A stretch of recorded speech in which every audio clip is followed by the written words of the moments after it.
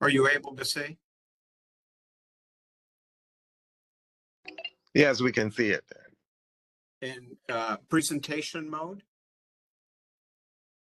Yes, full screen. Okay, great. Wonderful. So good morning, everybody. And Ferris and Justin, thank you so much for making sure that I was on point today. Always appreciate the double check. So this morning, I would like to present an interesting clinical case. And this is an 85-year-old gentleman with a history of hypertension, type 2 diabetes, a remote history of tobacco use, mild aortic stenosis, and chronic kidney disease, who was admitted to one of our community hospitals for a non-ST segment myocardial infarction. And he underwent angiography, which demonstrated multi-vessel disease, with the most critical disease in his mid-left anterior descending coronary artery. And despite multiple attempts, multiple different wires, they were unable to pass a wire and referred them to our university. And I happen to be the on-call person, and I'll show you the angio. So this is a XB35 guide catheter sitting in the left main coronary artery. And one can see even before the injection that there is heavy calcification of the left anterior descending coronary artery and its diagonal branch. There's heavy calcification of the circumflex, and there is significant disease of the first obtuse marginal branch and critical disease, as you can see here, with a 99% stenosis in the left anterior descending coronary artery. This is an RAO cranial projection, and now one can see proximal left anterior descending coronary artery with a 90% stenosis in the proximal, and then a subtotal occlusion immediately distal to the diagonal branch. The first diagonal branch as well has 70 to 80% stenosis in its proximal portion, and there's moderate diffuse disease of the mid-left anterior descending coronary artery. And so the challenge here is that the proximal left anterior descending coronary artery has a significant eccentric stenosis here that is pointing one into the diagonal branch and about 100-degree bend in a 99.9% stenosis that then takes a 90-degree bend in the opposite direction. And so the wire is straightened out by the prox LAD stenosis and wants to send it into the diagonal branch. And so does anybody want to comment on what they might consider doing here in an effort to fix the prox and mid-left anterior descending coronary artery? How would somebody approach this? Any cardiologist want to try? Janamon, try? Hello. Hello. Can you hear me? Yes, I yes. can hear we you. can. Okay. So we start with the microcatheters, and we use the soft workhorse wire like Cigarroa, and it could with a bending at the tip, it may able to navigate through the distal LAD. If the Cigarroa fail, maybe we try to change to other soft hydrophilic guide wire, something like Fielders XTR. Yeah, but I think it's very challenging and very difficult to cross double bend like this. Yeah, so those are great suggestions. And I think that when I reviewed this with my peers at OHSU, several folks recommended that I might consider this. And so the first thing I would say is this gentleman is 85 years old, and I elected in my mind conceptually just work on the LAD proper and wire the diagonal in case it's shut down. but I didn't want to cause acute kidney injury, and I wanted to fix the most critical stenosis. And then if you continue to have angina, come back another day and deal with the diagonal branch. And so my initial thoughts were, let me start simply. And I think that I decided to start with a whisper wire, so 0.014, and not one that starts with a 0.009 tip. And so, and then if that didn't work, then switch over and contemplate a microcatheter approach. So you can see the bend that I imparted, and it was almost a 160-degree bend, and advanced it into the diagonal and prolapsed it a bit and overpowered the wire. And so I reshaped it. Now you can see me advancing it. Turned it superiorly to get through the initial prox LED stenosis there. Pushed it down. Now. And then you're going to see me engage it. So now I'm through, but I have to torque it now to make another 90-degree bend. So I advanced it a bit, backed off, and then I counter torqued it. And I did that twice, and now it slipped through. And so I was able to fortunately advance that wire, and then I wanted to make sure not lose my position. And so I was very careful with not inadvertently pulling that wire. I started with a Cigarroa 2.0 by 12 to pre-dilate the vertical stenosis, and I chose a non-compliant balloon just to create a channel. And you can see now that the center of that is right at the origin of the diagonal. And you can see now that with the wire and see that bias, that angulation now has been straightened. And I'm through a portion of that stenosis. And again, hit it. We attempted to IVUS after that, and we just saw 270 degrees of an arc of calcium and could not get the IVUS catheter to advance. And again, we don't have OCT. We have IVUS in our laboratory. But I think the important thing is that one images. So because of the arc of calcium along with the fluoroscopic calcium, we were able to get a 2.5 by 12 millimeter shock wave, and we did a total of 50 pulse treatments, so 5 different treatments to the mid-left anterior descending coronary artery. And put a wire in case we plaque shifted into that diagonal. So now we used a 2.5 by 12 semi-compliant balloon, went to 10 atmospheres, and then we took the 2.5 by 12 millimeter non-compliant and went to 16 atmospheres. With that, we were able to then advance a 2.5 by 15 millimeter Onyx frontier drug-eluting stent. And we are needing to advance it a little bit more. And you can see that there is no great landing zone because the entire LAD is diseased.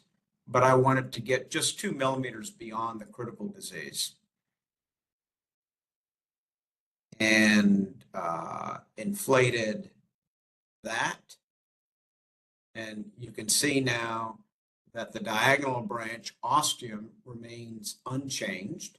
The severe disease in the diagonal remains, and there does not appear to be a dissection distal to the stent where it meets the native disease coronary.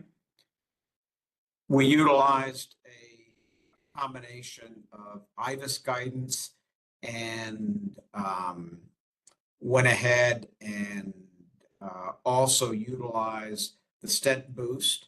And with the combination of those two, elected to use a 2.75 by 8 millimeter non-compliant balloon to a maximum of 16 atmospheres. And we showed that with the IVUS now, that the minimal cross-sectional area was greater than 80% of the reference average of the proximal to mid left anterior descending coronary artery. And that now is the final result. And then there is obviously diffuse disease throughout. And then the diagonal remains patent, but severely diseased. And so we used a total of about 75 cc's of contrast and attained our goal of fixing the most critical disease without harming the patient. And that's the orthogonal view of that Prox LAD, which by angiography had about a 10% residual stenosis. And so I think that we have been rapid adopters of intravascular coronary lithotripsy and wanted to share a couple of pearls and some information on the real world registry that was published just a few months ago. And so this was 18 centers. They enrolled 426 patients. Of these, 422 patients were enrolled in the registry. They were unable to enroll 4 of those because of inability to advance the IVL catheter in 3 and an abnormality with the IVL generator in 1 case. But they were able to administer IVL therapy in 99%. They then stratified this in a retrospective way by acute coronary syndromes, which included approximately 60%, and then approximately 40% were individuals with chronic coronary artery disease. And they utilized a core lab with QCA to analyze, and then also provided primary safety endpoints with 30-day follow-up. And so when we look at this slide, I'm going to focus on the first column, which is all patients. And all patients included 11% of folks with left main disease. The majority of patients had LAD disease, followed by right disease or following CIRC. Severe calcification was noted in 80% of the overall group. A minority of patients were CTO. A minority of patients had thrombus. About a third of folks had involvement of a bifurcation, and a substantial minority had in-stent restenosis. By inclusion criteria, 1 in 2 folks had lesions that were non-dilatable with standard compliant and non-compliant balloons. What type of lesion preparation did they do before intravascular lithotripsy? Only about 1 in 10 had direct treatment with IVL. About 1 in 2 used semi-compliant balloons. About 1 in 2 used non-compliant balloons. And about 1 out of 9 utilized high-pressure balloon angioplasty. Cutting balloons were used in 1 in 5, scoring balloons in 1 in 10, and rotational or orbital atherectomy were used in approximately 13%. Laser atherectomy was used in 10%. So as you can see, these were complex patients. On average, each patient and lesion were treated with one IVL. And interestingly, and this is a really important point, the number of pulses averaged about 60 pulses for all of them. Maximum inflation with the IVL balloon was 6 and about 1.3 stents per patient. The minority of patients did not receive post-dilatation of the stent, which means 80% did. And IVUS was performed, or intracoronary imaging was performed in about 1 in 2 patients at the conclusion of the procedure. So complex lesions, utilizing all modalities to prep the lesions.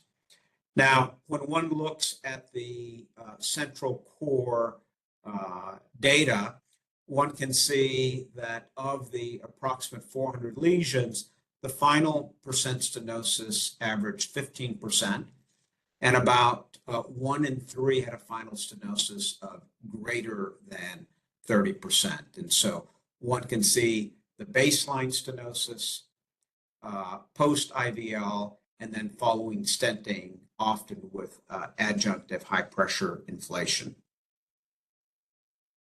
Now, in assessing what the independent predictors were of stent under expansion, utilizing logistic multivariate regression, age, not substantial, male, odds ratio of 1.45, but not substantial statistically. Hypertension, a twofold odds ratio. Severe calcification, 1.4. Obstruction length was a predictor. Stenosis severity was a predictor. And the others were not final predictors. So hypertension and the obstruction length and obstruction stenoses were the most common. They did not look at IVUS characteristics as predictors here. And so when we take a look at the characteristics, again, about 60% ACS, 37% were chronic coronary. The vast majority of folks ended with a stenosis of less than 20%, but again, a third wound up with a stenosis greater than 20%. A slight increase numerically in ACS patients, more often winding with a stenosis of greater than 20% of the stent. When we take a look at safety, the MACE events of the overall, 96% did not experience an endpoint. And when we take a look at the difference in MACE at 30 days between ACS and CCS, statistically similar, the p-value was 0.07. If it were a larger trial, I suspect there would have been a statistically significant difference.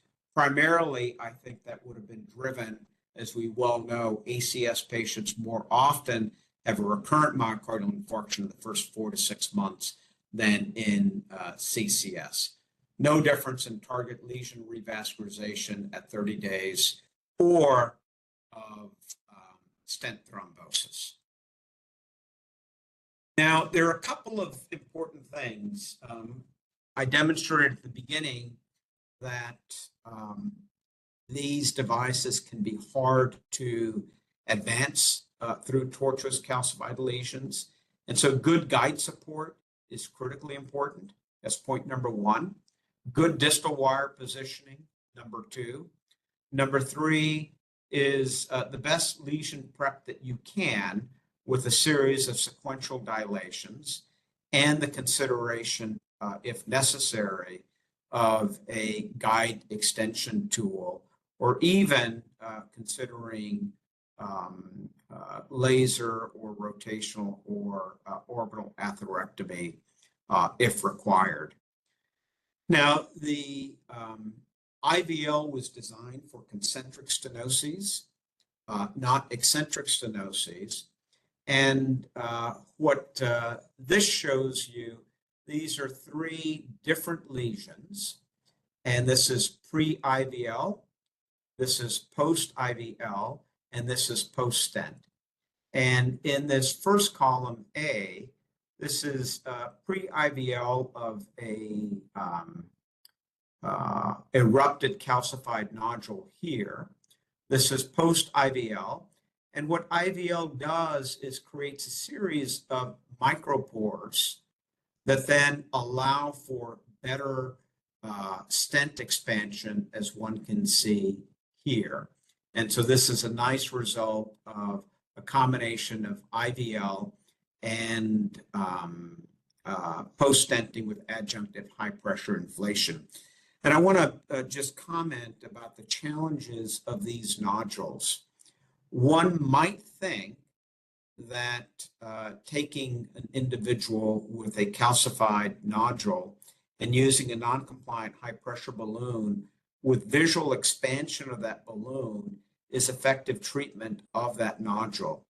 I will caution you that that is a false sense of security unless you demonstrate by intracoronary imaging with either OCT or IVUS that you've actually dealt with a nodule and not simply expanded the other areas in that cross-sectional area. And so you can have that apparent balloon inflation without treating effectively that calcium, implant the stent, and then see that nodule crush the stent and have recoil. And so when one does OCT or IVUS post-IVL, you actually want to see that the cross-sectional area gave, and you want to see these micropores, and that allows for adequate strength expansion into the lesion that you treated. The second is a case of a non-eruptive calcified nodule in which the lesion was treated with IVL, but that one did not see adequate treatment of this nodule. And therefore, when the stent is implanted, you have asymmetry between this major axis and now what is a minor axis. So this is an okay result, but if one had continued to treat this with additional pulses, you might have gotten a greater treatment of that nodule and greater expansion. This last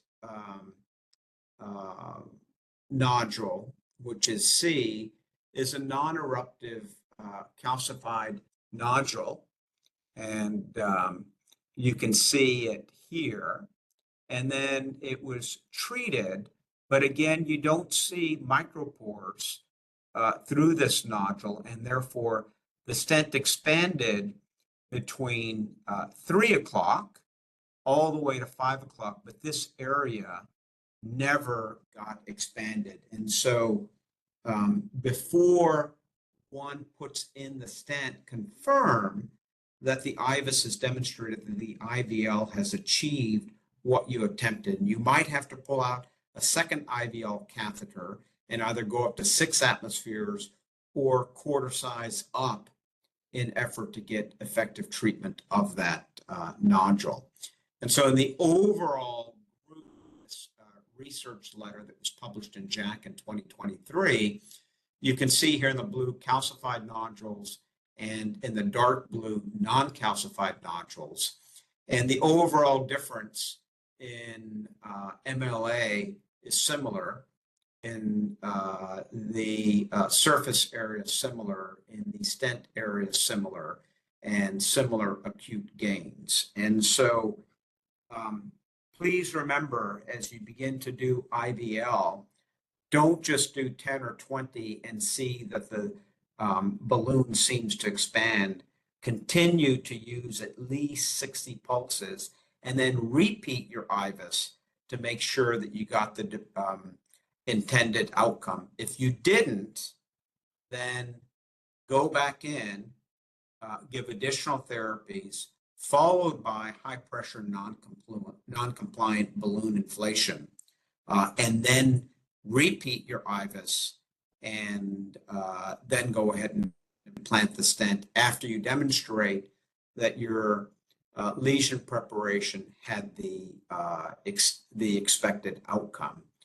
And so, this patient, I think we were fortunate in that we were able to effectively wire and then adequately pre-treat the lesion and get a nice result for that patient. So that's a case that I wanted to show, and I'm happy to engage in any questions or perspectives from you all based on this case. And I'm going to see if I can stop sharing.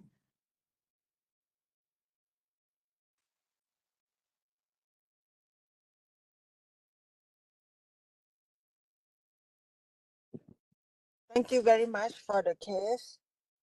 Can we have any question or comment from the round table, please, from BDMS?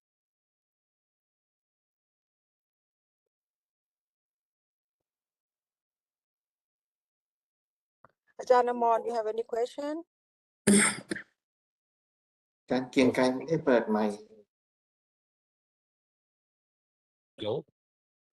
I have a question for Dr. Cigarroa. In case Yes, we sir. do second IVL and we couldn't see any crack in the calcific nodules, can we put the rotablator in? Yes, you can. As long as you don't have a significant dissection from your pre-treatment with either your semi-compliant or non-compliant balloon.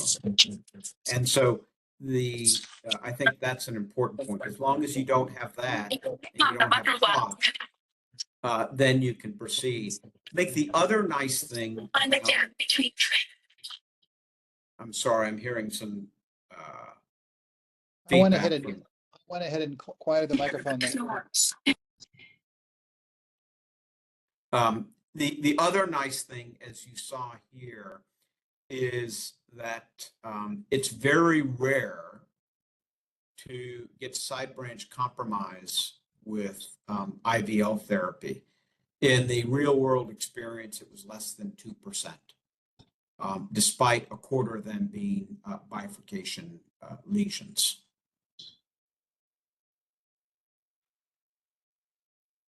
Can you hear me, Professor Cigarroa?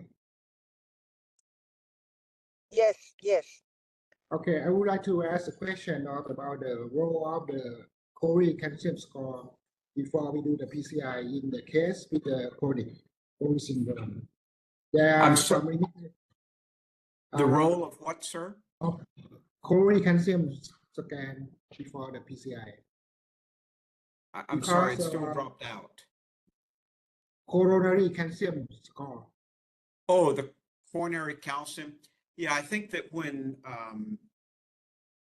one does IVUS, the magnitude of the arc being greater than 270, or the calcified nodule being more than 5 millimeters deep, are what the folks who have written a consensus statement point to. But I think a couple of key points, as I talked about, it's critically important to use adjunctive intracoronary imaging with whichever you prefer, OCT or IVUS. And the second is, after you believe the lesion has yielded, confirm that it has by repeat intracoronary imaging, and don't assume that it's safe to put the stent in, because you may wind up with stent regret, as I have many times. in my life before we had IVL. I think that there remains a role for rotational or orbital atherectomy. And I think now there's a great role for IVL as well. And so. So in the case with the calcified lesion, did you perform the PCI by using the hybrid, right? Atherectomy plus IVL in your experience? So I typically will start by having the generator set up. I will start with a good guide with good support. We'll wire.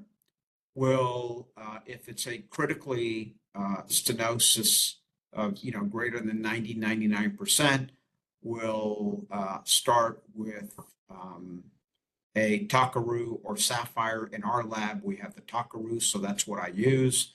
And then once there's enough of a channel, then I will use a non-compliant balloon. I typically like to be at a ratio of about 0.9 to 1.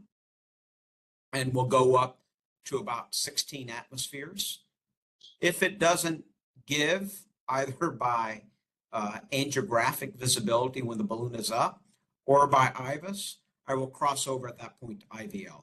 And then it becomes an IVL case. I'll do the 50 to 80 pulses.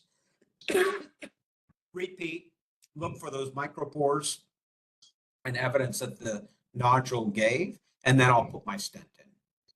If it didn't at that point post IVL, then I will, the question is, do I quarter size up with a non-compliant balloon and again go up to 14 or 16, or do I do additional pulses with the IVL? And that is, that I undersize the IVL balloon. And, I've done both, meaning sometimes it turns out I undersized it when it's more open, the vessel dilates, and I figured that I was undersized. And so it's hard for me to state, will I pull out a second IVL slightly larger, or will I go with a slightly larger non-compliant balloon at that point? But what I won't do is go straight to stent without making sure that I crack the nodule. Last final question is about how many times of the shock wave that we use for the maximum for the pulse shock wave for the PCI for the catheter. One catheter for the shock wave, the maximum that we use, how many times? Yeah, I always have to check. They just recently increased it, and I forget whether it's 100, 110, or 90. It's somewhere in that area. But it's typically not going to be 20 or 30 or 40 deliveries. When you see it yield, still hit it several more times. So give another 2 or 3 treatment sequences at that point. There's still additional benefit in helping that lesion, to expand, create more of those micropores, and then put your stent in. Early on in my experience, I made the mistake of, oh, it gave, I'm done with the shock wave. Okay, thank you. You bet. Thank you, Prof. Dr. Permyot, I heard your voice earlier. Any question from you? I think let the cardiologist ask a question first, maybe better. But I have question. If nobody asks, I will ask. Please, your turn. Okay. So I thinking maybe that the shock wave is not work well with the instantly stenosis. Do they put the instantly stenosis in the model, the logistic model?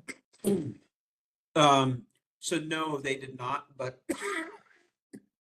the IVL can work for ISR, but it really depends on the mechanism of IVR. So if the mechanism was failure to adequately deploy the stent and expand the lesion, then IVL can have a role. And usually in those scenarios, you will expend the entire number of treatments to finally get that degree of calcification that prevented the first stent from expanding.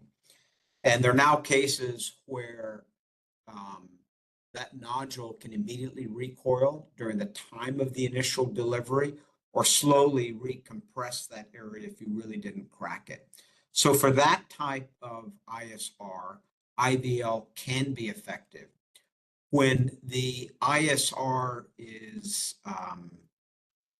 primarily due to neoatherosclerosis, which is really more of an acute coronary syndrome type presentation, technically not ISR, or if it's due to neointimal hyperplasia, the IVL is not going to work effectively. And I think that's when you get into more ideally a drug-coated balloon treatment. Thank you very much.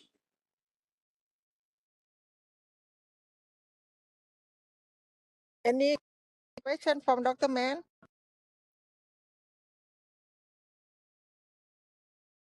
No, I think that's great. Thank you very much for the great overview and tricks on IVL. Thank you. Thank you, Dr. Mann. Okay, and anyone else would like to ask him for this case?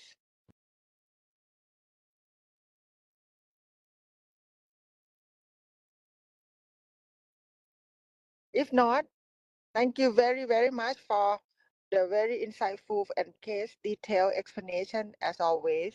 Thank you very much, and we see you next month. Thank you. We'll see you in person next month. And I hope I did okay without my fellow. You all were stuck with me today. He's studying No, for the you're boards excellent. tomorrow. Pretty good. I give you a B+, definitely. I give Always A+. some, always some improvement to strive for, Justin. And thank you for taking such good care of Joaquin when he comes out with Firas. We're really grateful for all of your accommodation and planning for Cambodia. And thank you for all of the work behind the scenes to prepare for their trip. We're very excited for their upcoming visit. We Yes, look me too. forward to see you soon. See you soon. Thank you very See much. you next month. Well, Thank look you. forward to being amongst friends here in a few weeks. Safe travels. Yes. Thank you. Have a beautiful day, everybody. Thanks, Bye, Joaquin. thank Great. you. Bye.